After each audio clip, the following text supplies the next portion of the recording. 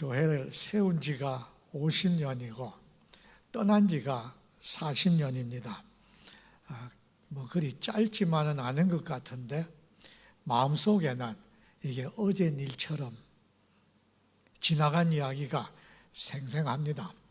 그런데도 불행하게도 이 사람이 머리가 조금 요새 이상해져서 기억력도 많이 쇠퇴하고 설교 안 한 지가 한 10여 년 되니까 설교를 어떻게 하나 걱정도 되고 그렇습니다.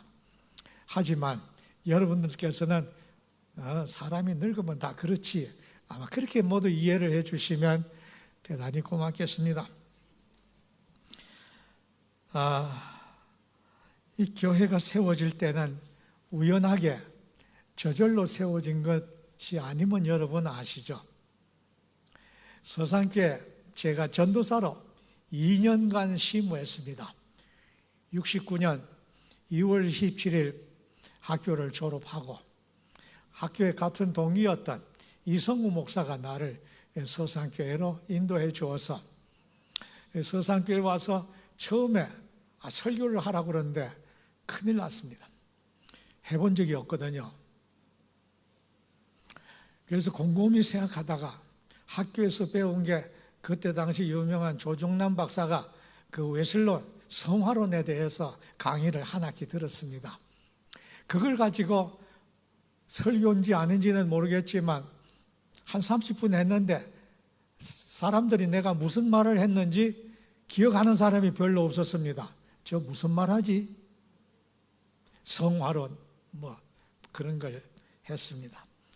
그렇게 하고 고향에 내려가서 2주간 있다가 3월 15일에 서산교회에 다시 부임해서 2년간 있었습니다. 하루는 정재학 목사님이 제가 모시던 정재학 목사님이 학교에 가서 교회를 개척할 만한 사람이 있나 한번 알아보고 이러고 오라고 그랬습니다. 나는 그 전에 이런 생각을 했습니다.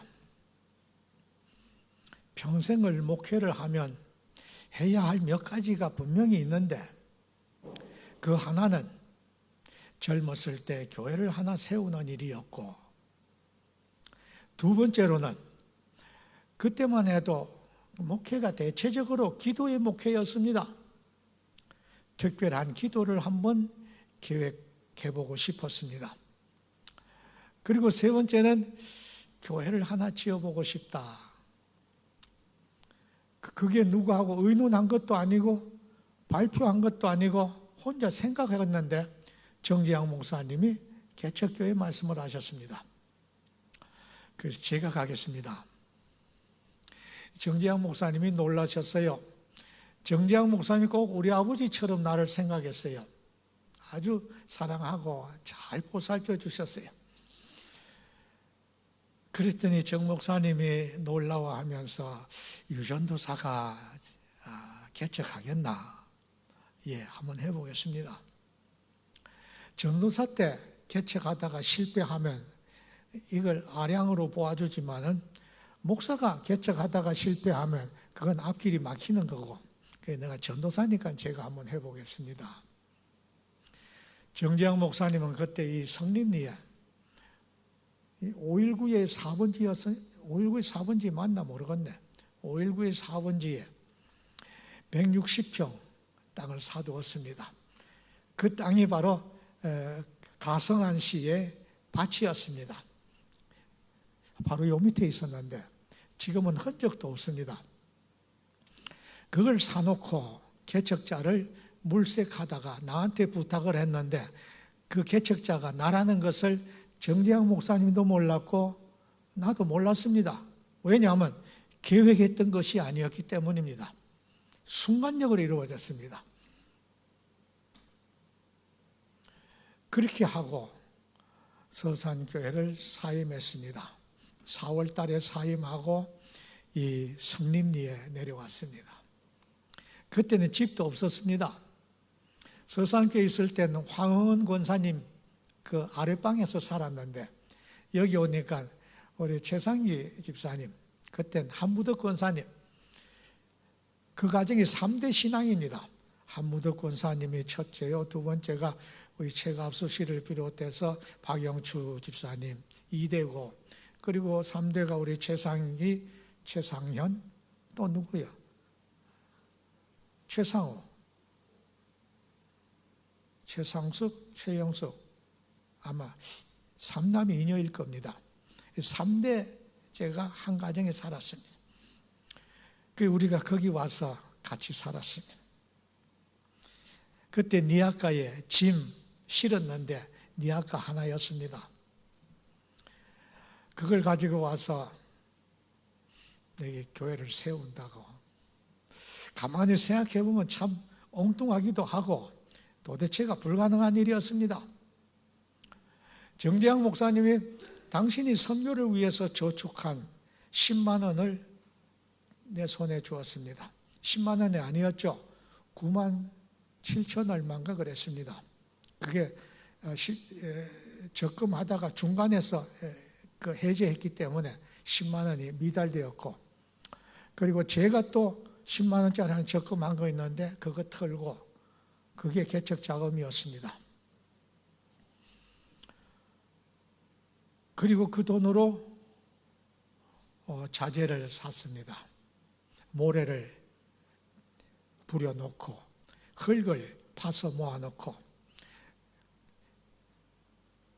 그때 당시에 브로크를 찍었는데 그때 전부 다 여기 사람을 사서 찍었습니다. 찍었고 흙벽돌을 찍었습니다. 그건 주택을 짓기 위해서. 그렇게 시작됐죠. 저에게 있어서는 그것이 어려운 일이 아니라 내 생애에는 과거에 그런 때를 기억할 수 없는 감동이 있었고, 그리고 그때는 나도 모르는 기쁨이 있었습니다. 나도 모르는 기쁨이 있었습니다. 그래서 브루크로 교회를 짓고 흙벽돌로 주택을 짓고, 아마 주택이 그게 한 13평 됐을까? 13평 정도 되었을 겁니다. 흙벽돌로 쌓아 짓고, 그 집에 이사 오는 날 마치 대골집에 이사 오는 것 같았습니다. 얼마나 기분이 좋았는지 몰라요. 내 후임자로 온 신청 목사가 주택을 왜 이렇게 조그맣게 지었느냐고 그랬습니다.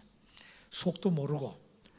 나는 들어올 때에 대골집에 들어오는 것 같은 기분으로 들어왔는데, 내 후임으로 온 사람은 거기가 마치 마구간 같았던 모양입니다. 왜 이렇게 주택을 적게 지었느냐고 그랬어요.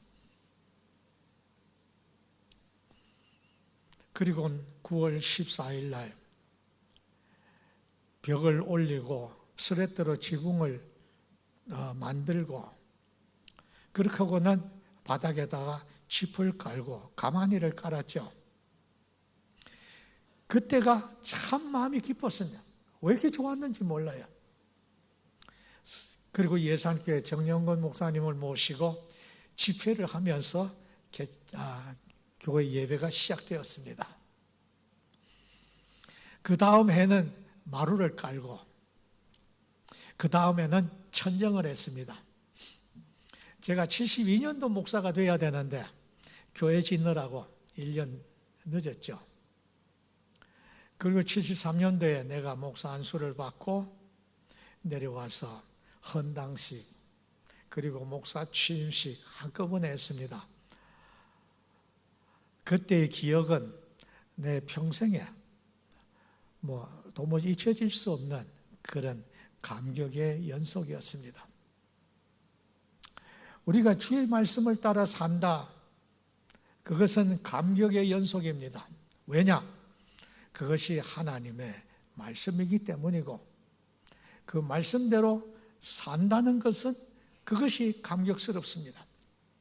왜냐하면 내가 하나님 말씀대로 순종했다, 그것이 기쁨이 되는 것입니다.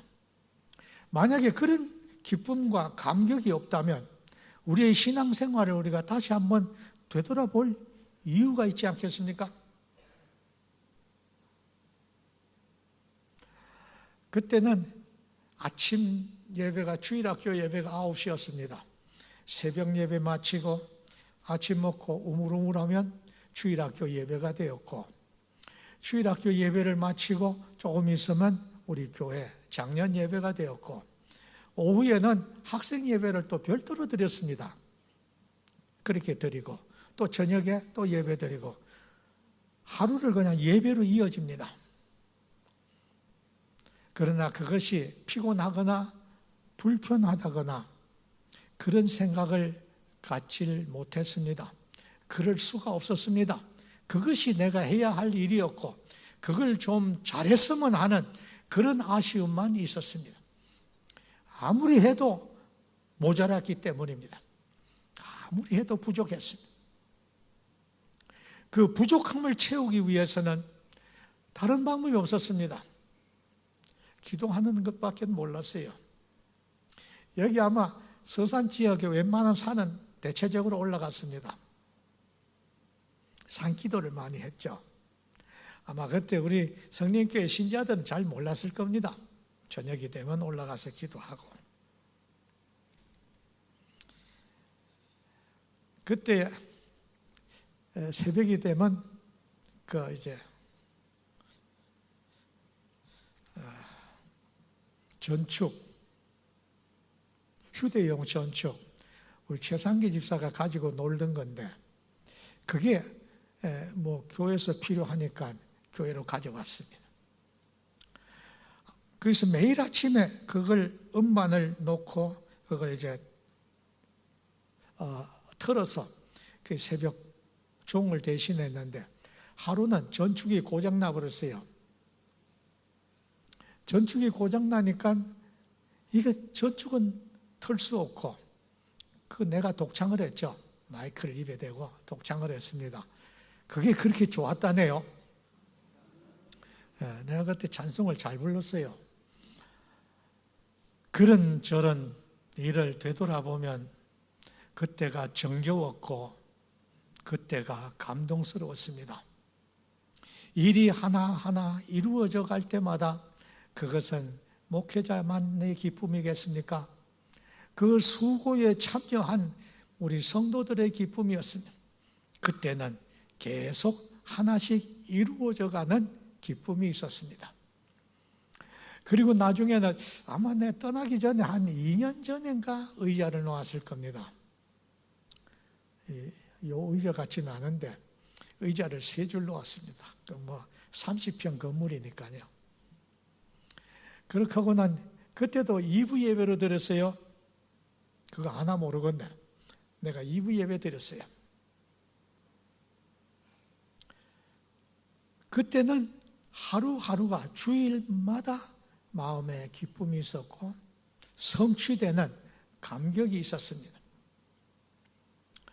신앙생활에는 이와 같이 주의 말씀을 따라 순종하는 과정이 있고 그 과정 속에서 우리가 담을 수 있는 감격이 있고 기쁨이 있습니다.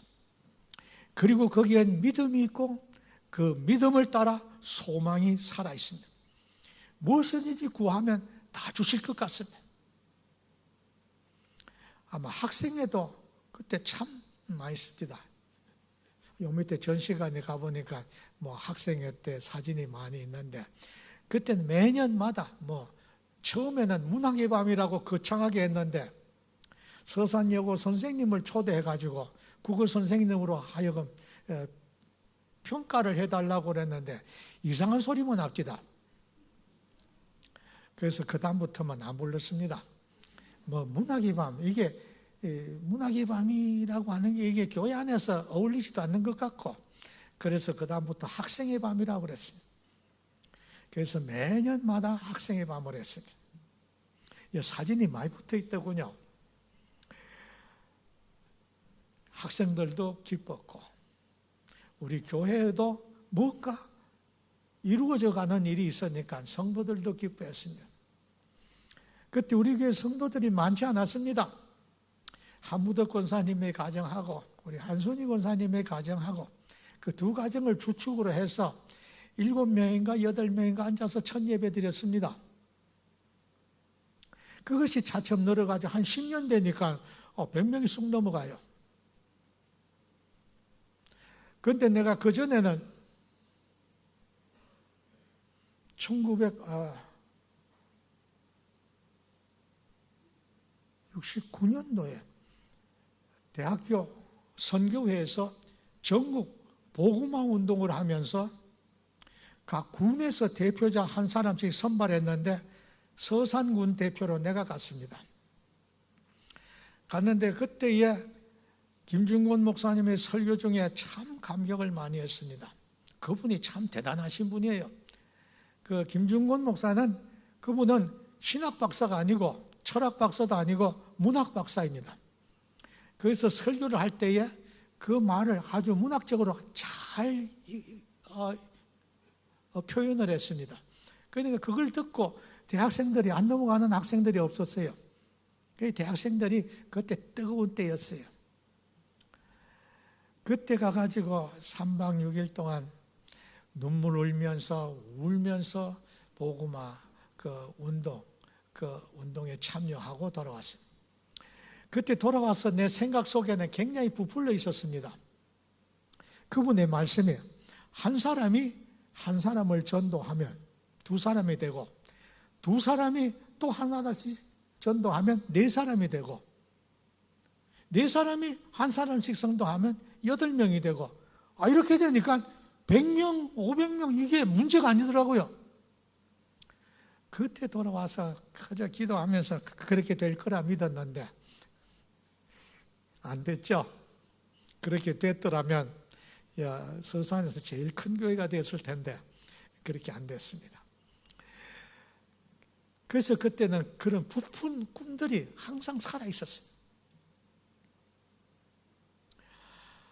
그러다가 그렇게 해도 잘 안 되는 것 같고, 왜냐하면 그다음부터는 신자들이 부쩍부쩍 늘어나는 것도 아니고 하다 안 돼서 특별 기도한다고 갔습니다.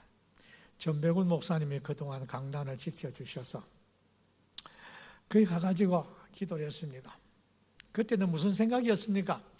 기도를 하면 능력을 받아서 내가 천사를 부려먹을 만큼 능력을 갖추고, 그렇게 해서 교회 모든 병자들도 고쳐주고 교회가 크게 부흥하겠다, 그런 부푼 꿈을 가지고 기도하러 들어갔습니다.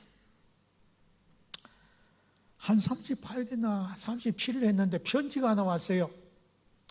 전백운 목사님한테 왔는데 읽어보니까 사람이 예수님처럼 기도하고 교만해져 가지고 갔다 가면 마귀가 된다.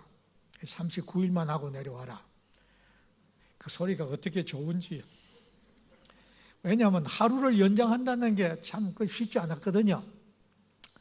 그래서 내가 39일 하고 전백운 목사님 말씀에 순종을 하고 일주일 만에 주일날 성령교회에 들어왔습니다.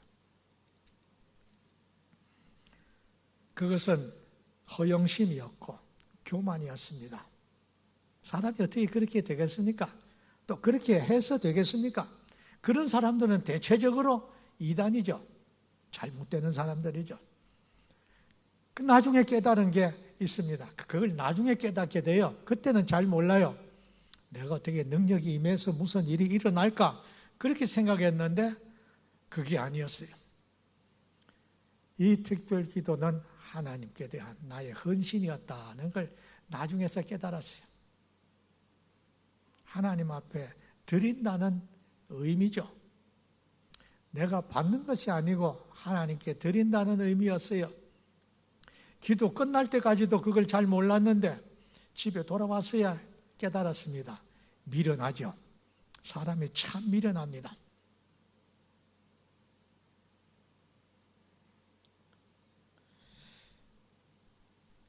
대천교회로 떠날 때에 서산교회에서도 많이 내려왔습니다. 그때 대천교회는 승용차가 있어서 그래서 그걸 타고 손을 흔들면서 떠나갔습니다. 대천교회 갔더니 대천교회가 바로 길가에 있었어요. 그 전에 목장리에 있었는데 그게 이 서해안 국도였어요. 그리고 바로 교회 앞에는 목장리였었는데 도로가 2차선인데 좁았어요. 차가 전부 오면 거기 와서 살살 내려오다가 목장리로 올라가려면 조금 고바위 가져서 올라가요. 그러면 거기서 기아 변속을 해가지고 올라갑니다. 그러면 거기가 시끄러워요. 차가 다 거기 와서 기아 변속을 하고 올라가니 그때 연탄차가 다 그 앞으로 지나갔어요. 대천역에다가 이제 석탄을 뿌리기 위해서.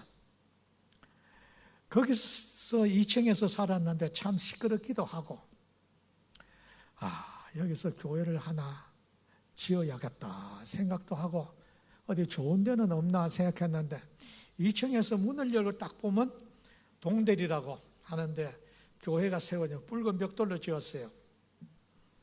그런데 그 교회가 장로교였어요. 내가 뭘 생각했겠어요? 저게 내 거가 되면 좋겠다 그랬어요. 욕심도 터무니없죠. 저게 내 거가 되면 좋겠다 그랬어요. 이상해요. 하나님 내가 생각하는 대로 되었어요.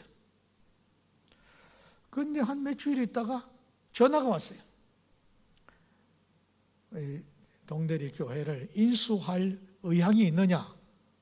이 무슨 일이에요? 그때에 장로교에서도 설동희 목사가 그 교회에다 침을 많이 발랐어요. 수시로 가서 살펴도 보고 그리고 신자들과 이야기도 하고, 왜냐하면 신자들이 동의를 하지 아니하면 매각이 될 수 없어요. 아마 이 교회도 매각은 안 될 겁니다. 안 됩니다. 그 전화를 받고 나는 몰랐죠. 행정적인 절차도 잘 몰랐고, 사겠느냐 그래서 되물을 것도 없었어요. 예, 사겠습니다. 그러면 오늘 오후에 만납시다. 그래서 오후에 내가 안 가고 장로님 두 분을 보냈어요. 박영래 장로하고 강성희 집사였죠. 두 분이 가서 사실을 이제 흥정을 하고 사기로 하고. 그런데 그 행정적인 절차에 대해서 어두우니까 그 잘못하면 큰일 납니다. 계약금도 띄고 깍딱하면 감옥에 갈 수도 있습니다. 그런데 나는 몰랐는데 그 노회에서 노회장하고 서기하고 부회장하고 거의 4사람인가 왔어요. 와서 그 교회를 매수했습니까? 예, 계약을 하고 샀습니다. 그게 그렇게 될 수 있다고 봅니까? 한마디 한마디 묻는데 내가 대답할 일이 아니더라고요. 그건 이 다음에 이야기합시다. 그렇게 하고 그냥 돌려보내고 며칠 안 돼서 경찰서에서 소환장이 왔어요. 경찰서에서 소환장이 오더니 그 다음에는 홍성검찰청에서 또 소환장이 왔어요. 그러니까 뭔 모르고 함부로 했다가 큰일 납니다. 그래서 검찰청에 갔더니 거기서 변호사를 총회에서 소개를 해줘서 그 변호사를 선정한 사람하고 의논을 했더니 나더러 그 등기부를 옮길 수 있겠습니까? 그래요. 등기부요? 글쎄요. 그랬더니 한번 확인해 보라고. 등기를 옮길 수 있으면 옮기라고 그랬어요. 그 가서 등기부를 뒤져보니 거기에 아무런 차압을 하지 않았어요. 그쪽 사람이 변호사를 샀는데도 그걸 몰랐던 것 같아요. 그래서 등기 이전을 해버렸죠. 총회로 등기 이전하고 등기부 등본 3개 떼가지고 하나는 변호사에게 주고 하나는 재판부에 제시하고 그리고 하나는 소송한 그쪽에 주었습니다. 그 다음엔 소식이 없어요. 왜냐하면 그 땅이 유지재단으로 들어갔으니까 그건 빼낼 수가 없어요. 그래서 대천교회 가서 일을 저질러 가지고 그 대천교회를 인수한 적이 있습니다. 그리고 대천교회는 매각해 가지고 땅을 사고 그리고 한 8년 4개월인가 있다가 홍성교회로 왔습니다. 홍성교회 와서 딱 부임해 가지고 앉아 있는데 황정희 장로님이 왔어요. 와가지고 그 뚱뚱하고 다리도 짧죠. 키도 작으니까 무릎을 다 꿇고 앉더니 이 교회에 대한 계획을 좀 말씀해 달라고 그래요. 난 그런 거 생각도 않고 왔는데 그걸 말하라고 하니까 가만히 그때 갑자기 생각난 게 이 교회를 옮겨야 되겠다. 난 왜 그렇게 엉뚱한 생각을 하는지 모르겠어요. 그랬더니 그 장로님이 가만히 듣더니 예, 목사님 말씀대로 하시라고. 그렇게 하고는 5년이 있다가 이제 건축을 시작하자 그래요. 땅을 매입해야 하잖아요. 지금 있는 땅에 땅을 매입했어요. 그때 계획은 땅은 헌금으로 구입을 하고 건축은 그때 있는 교회를 매도해가지고 그것으로 건축하자. 내 계획이었죠. 그게 다 안 맞아요. 내 계획은 다 틀려요. 땅을 사는데 10억이 넘었어요. 그 10억 마련하느라고 참 애썼어요. 그래가지고 그것을 대지를 구입을 했어요. 구입을 하고 나니 그 전에 있던 교회 그 평가가 나왔는데 그 땅값이 얼마였나? 그것도 잊어버렸네. 그게 몰라? 그러니까 그게 3억 5천인가 됐어요. 3억 5천인가 뭐 그렇다고 그러고 그렇게 하고는 그것을 건축비 일부로 계산을 하고 그렇게 하고 헌금해서 나머지는 하기로 하고 건축하는데 3년이 걸렸어요. 끔찍하잖아요. 1년 해도 지겨운데 3년을 했어요. 그때는 은행에 가서 돈 빌려가지고 하는 것도 몰랐어요.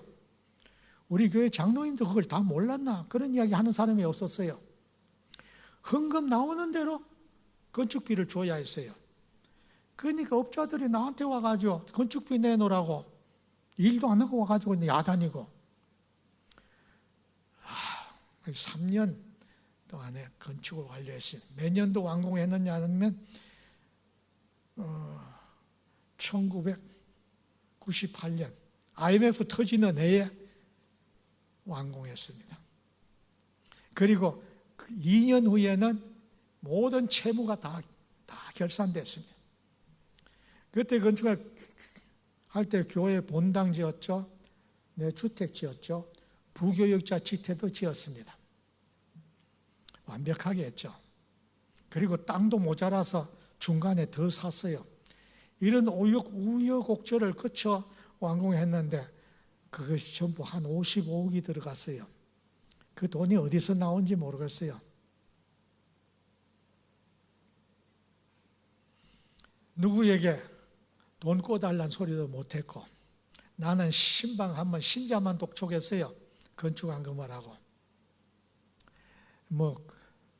금반지 같은 거 있으면 이거 건축원금으로 내놓으라고. 좌우간 내가 돈 타령을 얼마나 했는지 몰라요. 왜냐하면 다급하니까. 나는 이렇게 했습니다. 그런데 그 세 교회 중에 이 성림교회가 내 기억에는 가장 아름답게 기억에 남아 있습니다. 왜 그럴까요? 그것이 나의 처음 목회였고 그리고 처음 겪었던 교회였고 그때는 어려움을 모르고 했으니까 제일 고생한 사람이 있다면 아마 우리 집사람이 제일 고생을 많이 했겠죠. 말은 안 했지만 이렇게 하면서 교회가 지어졌습니다. 그런데 이 교회가 이렇게 커지고 이러고 여러분들이 많이 모여 있는 것을 보니 참 내 마음이 좋습니다. 우리 성경 본문의 말씀을 들어가 봅시다. 성경에서 최초의 예배는 아벨이 하나님 앞에 예배드린 것이 첫 번째였습니다. 그리고 첫 번째 신앙생활은 바로 오늘 본문에 나오는 에녹의 시대에 와서 실현되었습니다. 왜냐하면 그는 그의 생활이 하나님과 동행하는 것이었기 때문입니다.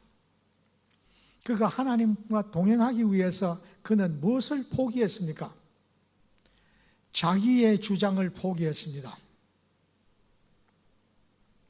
자기의 주장을 접어놓고 어떻게 했습니까? 하나님 중심으로 살았습니다. 그래서 하나님과 동행하였다 그랬습니다. 하나님과 동행하는 사람은 뭘 포기하는 게 있어야 됩니다. 포기하는 것이 없으면 앞으로 나갈 수가 없습니다. 변화가 안 되죠. 어떤 설교집 보니까 그 제목이 포기와 순종이었습니다. 내 마음에 들었습니다. 에녹은 하나님과 동행하기 위해서 포기의 삶을 살았습니다. 자기의 것을 계산에 넣지 않았습니다. 오직 하나님, 그분의 중심이었습니다. 그분이 가시는 대로, 그분이 말씀하시는 대로, 그것이 에녹의 삶이었습니다. 신앙생활의 표본입니다. 신앙생활에 자기의 것을 고집한다면 하나님의 것은 이루어질 수가 없습니다.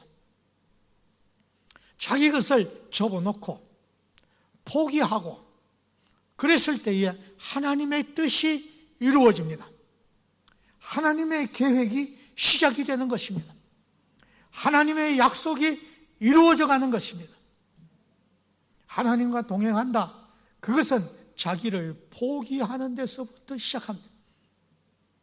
에녹의 삶은 하나님과 동행하기 위해서 그가 취한 것은 자기를 부정했습니다. 동행하려고 그러면 무엇이 필요합니까? 마음이 맞고 뜻이 맞아야죠. 우리가 어디 여행을 갈 때 좋은 동행자가 있다고 그러면 그 여행이 즐거울 수 있을 겁니다. 동행자를 잘못 만나면 아마 상당히 힘들 수도 있습니다.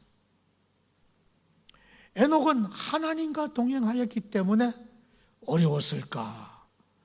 쉬웠을까? 여러분의 판단에 맡깁니다. 하나님의 뜻에 따라 살지 않으면 그분과 동행할 수가 없습니다. 하나님 가시는 길을 함께 가야 되는데 그분의 가시는 길을 부인하고 자기가 가고자 하는 길을 고집한다면 차표 한 장 가지고 기차 역전에 가서 하나는 상행, 하나는 하행선. 그러니까 거기서 타고 두 사람이 각기 목표가 다르면 안 되죠. 하나님과 함께 하기 위해서 에녹은 자기의 주장을 포기한 사람이었습니다. 이러한 포기가 없다면 하나님과 동행한다는 것은 가능성이 전혀 없습니다. 우리는 하나님과 동행하기 위한 위인들을 많이 볼 수 있습니다. 그 이후에 아브라함은 갈대아 우르에서 태어났습니다. 그는 아람 사람이었습니다. 아람 사람이었고 그는 우상 숭배가 만연한 그 아버지가 데라였죠. 데라였는 우상을 숭배했습니다. 그런데 하나님께서 아브라함을 찍었습니다. 너는 내 친척, 내 가족을 떠나 내가 너에게 지서할 땅으로 가라 그랬습니다. 그래서 우르에서 떠나 하란으로 왔습니다. 하란으로 와서 살다가 아브라함이 또다시 하나님으로부터 말씀을 듣습니다.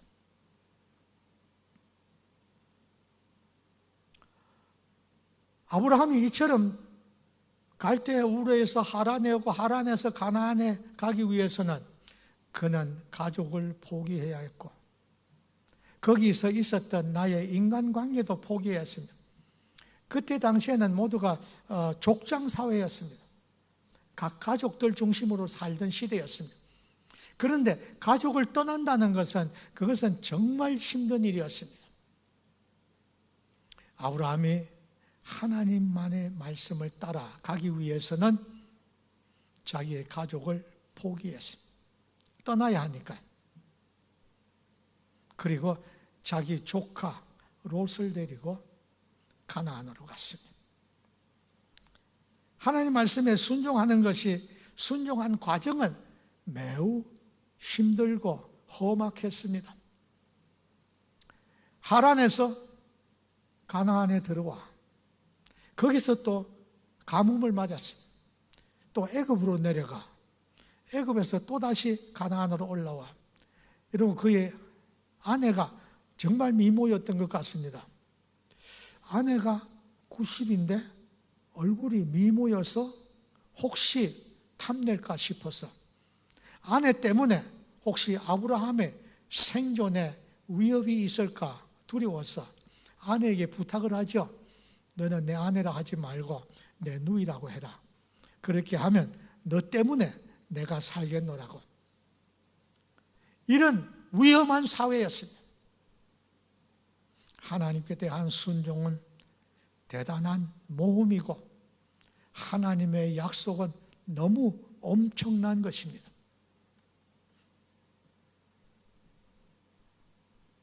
예수님의 제자들이 예수님의 부름을 받았을 때 어떻게 했죠? 자기가 살던 현실을 버렸습니다. 가족도 버렸습니다. 이러고 그의 생업인 어구도 버렸어요. 배도 버렸고. 이러고 마태는 자기의 직장을 버렸습니다. 그들은 버리고 주님을 따랐습니다. 그래서 제자가 된 겁니다. 예수님의 제자가 되는 것은 예수님과 동행할 수 있어야 제자가 됩니다. 오늘 여러분들은 제자입니까? 전혀 반응이 없네요. 제자는 자기의 주장이 없습니다.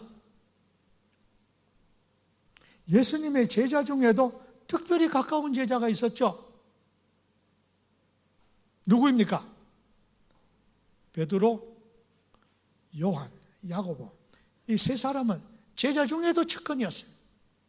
그 측근에게 말한 것을 다른 제자들은 몰랐습니다. 그리고 예수님께서 말하지 말라 그랬어요.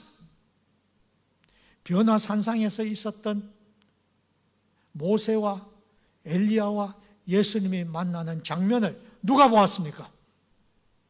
그 제자 세 사람이 보았습니다. 놀랍게도 그 만난 모세나 엘리야는 어느 시대 사람이었습니까?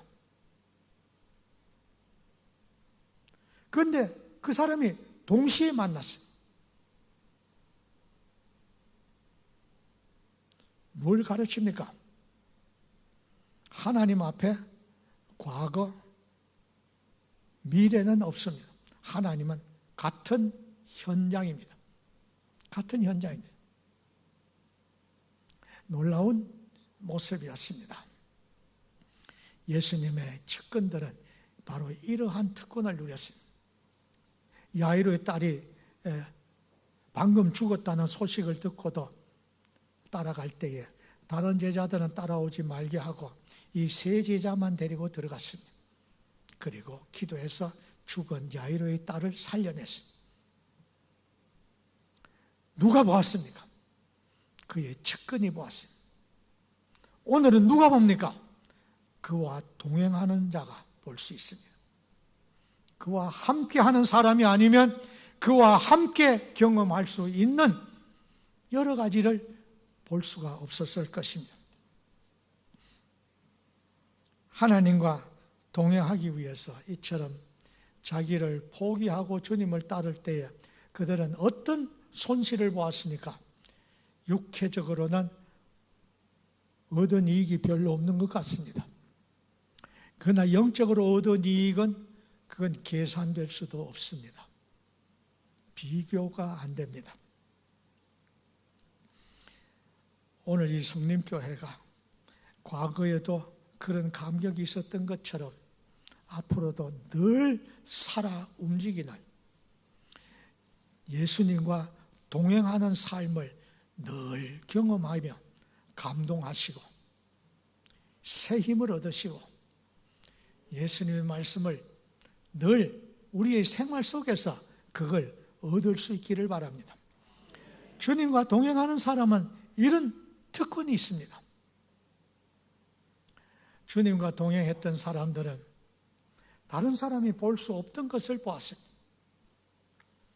그러나 주님과 동행하는 사람은 치러야 할 대가도 많았습니다. 제자의 삶은 녹록한 것이 아니었습니다. 대체적으로 순교자의 길이었습니다. 인도에 가면 첸나, 인도 남쪽에 가면 도마교회가 있습니다. 성도마교회인데 아마 도마가 거기까지 온 것 같습니다. 도마가 인도에 와서, 인도가 힌두교 국가잖아요. 거기 와서 교회를 세웠어요. 거기에서 그는 계속 순교의 순간을 한시도 벗어나지 못했어요. 도마가 기도했다는 곳에 들어가 봤습니다. 돌이 있는데 돌이 반질반질해요. 아마 사람들이 다 와서 그걸 한 번씩 만져본 것 같아요. 돌이 반질반질해요.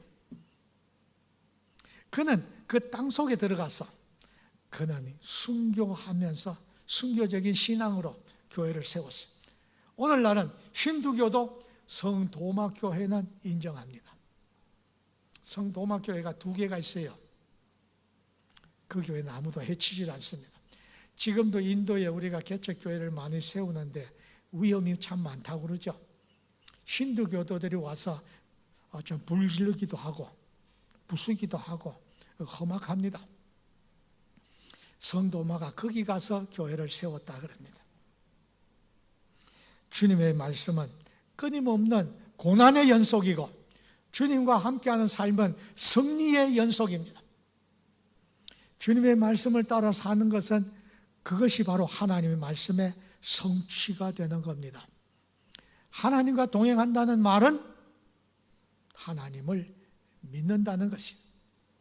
믿는다는 것은 그 말씀을 따라 산다는 것입니다. 그게 믿음이고 그것이 하나님과 동행하는 삶입니다. 그리고 그 결과에 대해서 여러분 믿음으로 기다리시기 바랍니다. 반드시 보상됩니다. 하나님은 절대로 우리에게 부도가 나도록 그렇게 우리를 인도하시는 법은 없습니다. 주의 말씀대로 살다 보면 뜻밖의 기쁨도 있습니다.